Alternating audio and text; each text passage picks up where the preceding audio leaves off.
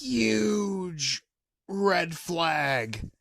People are actually buying a $129 Apple Lightning cable.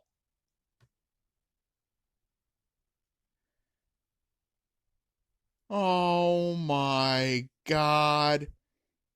Guys, a 2020 cable is a 2020 cable is a 2020 cable.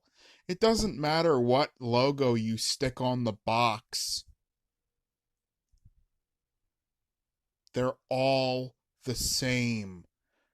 Some just have a different end on them, but the wires are all the same, made to the same standard.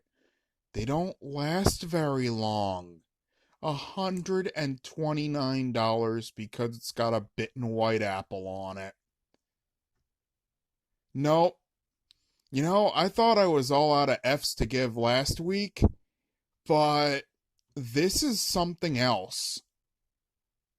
This is not even. Wow. This is time for self-help.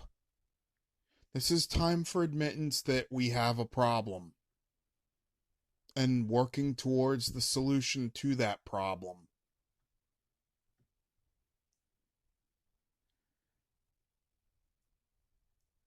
Or bad consequences. Take your pick. Later.